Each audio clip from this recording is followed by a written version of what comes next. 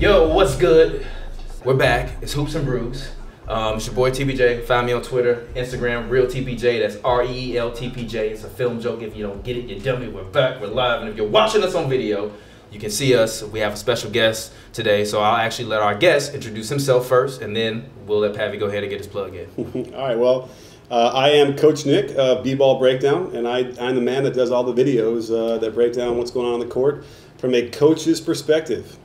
That's good. So how long have you been doing that officially, like in terms of the breakdown? I mean, obviously your channel has like been huge for forever and we've been watching it, but like in terms of how long you've actually been like uploading footage on the internet, whether it's B-ball breakdown or just in general? Well, I think the first one I ever did was like May of 2010. Oh my goodness. So, but I didn't know what I was doing for, oh my goodness. you know, the first while, and then I was also coaching at the same time, running a high school program. Yeah. So I kind of didn't have time to do it full time like I wanted to. So, but the day I stopped coaching was the day that B-ball breakdown started to blow up, really, and then and that was like 2013. Wow. So you know, so we're talking around, you know, that's a solid 5 years. But I did have some time before that where I was sort of, you know, kind of balancing some stuff out. Yeah, no, that's great. What was the first video you did, if you remember? Oh man, like, who was it I mean, you know what? It's so embarrassing. I don't want anyone to go watch it because like the suggestions I got were like, oh, it doesn't matter what it looks like, doesn't matter what it sounds like.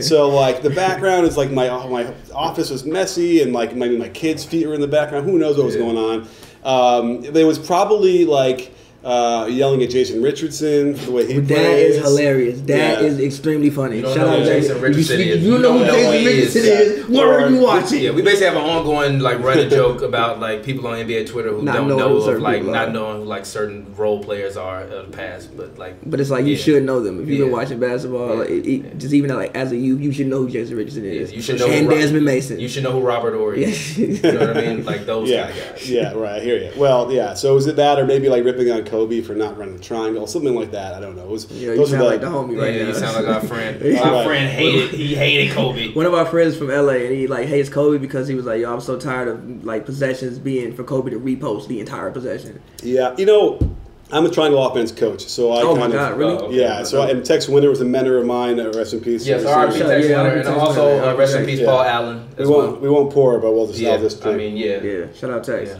But yeah, so you know, when Kobe had always had this hate relationship, I won't even say love, with the triangle, and it just frustrated me. But I came around. By the end there, he became human, you know, at the end of his career. Likewise. And so something turned me where I mean, listen, I was cheering as loud as anybody that last night he got those 60 me too. points. And I hated Kobe. Everybody was. Career. I was anti-Kobe and Shaq.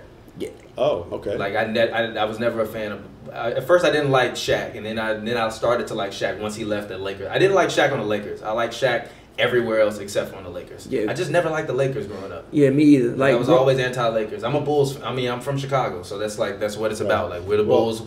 We don't like the Lakers. That's weird because I grew up in Chicago too, and we hated the Celtics. Like I hate the Celtics. My dad, I hate the Celtics. I hate the Lakers. I hate the Cavaliers. I hate the Pistons. I hate LeBron James. I hate the Heat. I don't like any of them. Well, but you didn't get Magic, so I had Magic when I was growing up. So that's what imagine. I think you would have loved the Lakers if that was, you know, when you were 10. Yeah. My dad had like ingrained hating me for the Celtics because I mean he hated like Boston. He hated the Boston Celtics.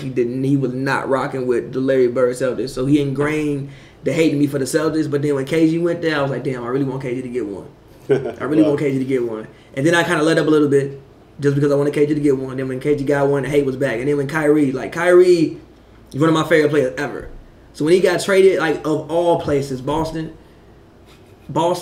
He was so hurt. I was legit hurt. Like Boston, you could have went any you couldn't get traded to Phoenix. I would have stayed up late and watched Kyrie so damn much. But Boston, of all places, just Boston, it's just not the same. I do not rock with the Celtics. Well, and the Warriors, Celtics Warriors. I do not like the Warriors either. Well, the funny thing about that is that they're the two teams that really play, from a coach's standpoint, the best basketball, right? Overall. Even though the Warriors are so talented, at least they move the ball, they play incredible defense, they communicate, they're great teammates. Like all those things are so good. It's like, you know, we've seen super teams before that are all ISO and they don't really get along, whatever, all that stuff. So this is at least something that we really enjoy. But it's okay. KD won't be there next year. You'll be able to. You know, everybody keeps saying that. Look, Kevin Durant. I'm saying this to Kevin Durant right now. If you leave the Warriors, that asterisk that everybody keeps talking about is real. It exists because you literally just came there to just grab some free rings and ride Steph's wave, and then you're gonna dip off into the sunset and go lose in the East. That's weak. But see, that's super weak. That's super weak because I don't even know what other team could he go to. The Knicks. It would make sense. I don't know. Why? Where do you think he's gonna go? I don't know. I think he should just stay. Like, ride it out. You made the move. Stay. Personally, I would like to see him stay because I think that, I mean, you have a chance to. I mean, obviously at this point, they're already one of the greatest teams ever. You have a chance to possibly continue this. Now, again, I get if you want to go to New York, it makes perfect sense. Basketball is always better when the Knicks are good. Also, KD goes to New York. You're probably instantly top 2 player in that franchise's history. The second you step on the court, you got a chance to pass up Pat within 3 years.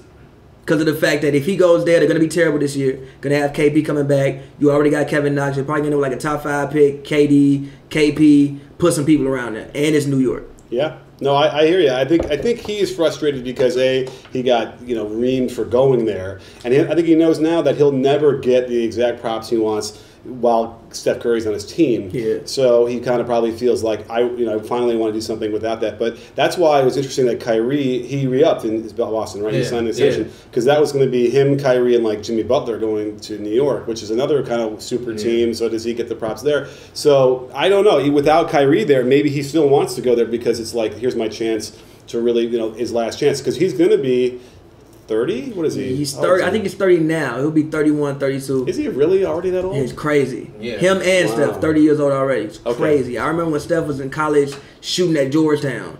I remember knowing about who Steph was because of College Hoops 2K7, the one with Greg Oden on the cover. Yeah. And I remember he was rated like 85. Yeah, KD's 30. He made 30 on September 29th. Yeah, so I remember looking for Steph fellow Libra. Like on like ESPN, like, yo, who is Steph Curry? Who is Steph Curry? And then the tournament came, like we found out more. But yeah, I think he has like one more contract run of like max output, and then it'll probably start to dwindle off a little bit. KD, like he'll always be a great and effective like a Dirk because he's just so skilled. But I think like I understand it from his perspective. Okay, my last contract run, kind of like Bron with the Lakers, like my last real run, I'm gonna go to another franchise and try to like remake my legacy there or whatever. But I would much prefer if you stay. You made the decision. You kind of took the entire NBA and flipped it on his head.